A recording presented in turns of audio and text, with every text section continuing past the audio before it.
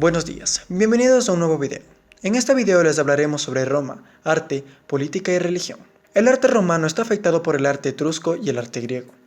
De los etruscos tomaron la disposición urbanística, los elementos constructivos como el arco y la bóveda, la estructura interna de los templos y el realismo de las imágenes. De los griegos tomaron el idealismo de las figuras, los órdenes constructivos, las tipologías como el teatro, algunos elementos estructurales y de concepto del templo. Sin embargo, todo es asimilado y reinterpretado bajo una base pragmática, natural y realista hacia las nuevas aportaciones que resultan de lo constructivo, lo escultórico y lo pictórico. Escultura del arte romano. El arte etrusco y el griego fueron las principales influencias de la cultura romana. El realismo etrusco y el idealismo griego son los terrenos entre los que se mueve el arte romano en general, y la escultura en particular. La temática central en ambos estilos es el retrato.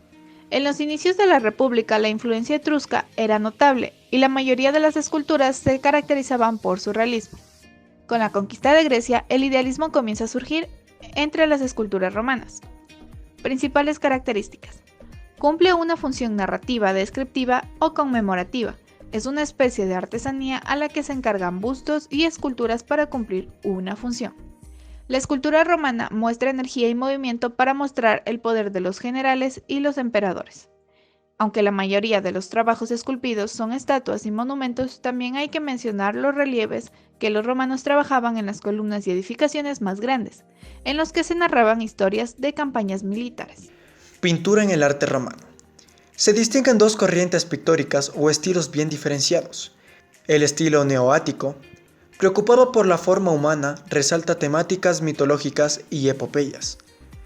El estilo helenístico alejandrino, preocupación por la pintura rural, paisajes y marinas. Los frescos hallados en Pompeya muestran cómo en ciertos periodos de la historia, Roma produjo pinturas arquitectónicas en las que se representaban los grandes edificios romanos. Por lo general, las obras pictóricas romanas son imitaciones o variaciones de las griegas. Un elemento distintivo de la pintura romana es la técnica de manchas de color al temple, con un estilo casi impresionista ya en esa época. La temática predominante es siempre realista, paisajes, personas o escenas bélicas. Religión en Roma antigua. Para los romanos, la religión era ante todo el temor a lo sobrenatural. En Roma, la religión tenía dos vertientes, una pública, el culto estatal, y otra privada, el culto a los lares familiares. Así como en Grecia, la religión no era un asunto de religiosidad personal, sino más bien se honraba a los dioses a cambio de su protección. En principio, carecían de imágenes, templos y doctrinas, aunque se instituyeron ritos para atraer el favor de los dioses. El panteón romano se creó influido por el griego y el etrusco. Los dioses son casi los mismos, aunque cambian el nombre. El culto a los muertos llevó a deificar a los reyes y más tarde a los emperadores. Para comprender la religión romana, es importante la participación en los ritos.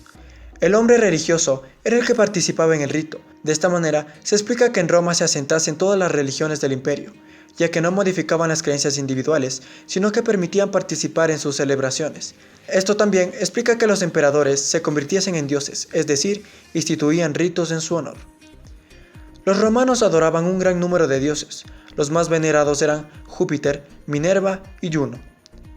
En su honor construían templos y ofrecían sacrificios de animales.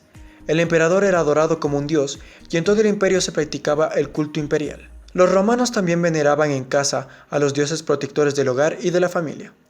En cada casa había un altar dedicado a estos dioses.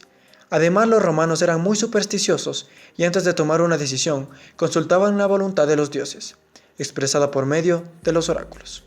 Política en Roma. Roma era gobernada por un rey, representante de la institución monárquica, al que corresponde todo el poder y dictar las órdenes, el cual era elegido entre el pueblo como el jefe de una gran familia política. Senado. Frente al rey se erige la institución del Consejo de Ancianos para contrabalancear a la institución real. Los primeros senadores son los representantes designados por cada gens. Tienen carácter vitalicio. El Senado era un órgano meramente consultivo, pero siendo emanado del pueblo. El rey lo convocaba a menudo y consideraba sus propuestas.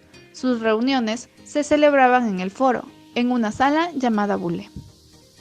Los comicios. Las decisiones en Roma se adoptaban en los comicios, es decir, en las votaciones de las asambleas.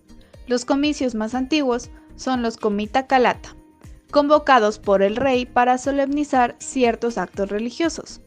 Los comicios políticos eran aquellos en los que se votaba a la población organizada en curias.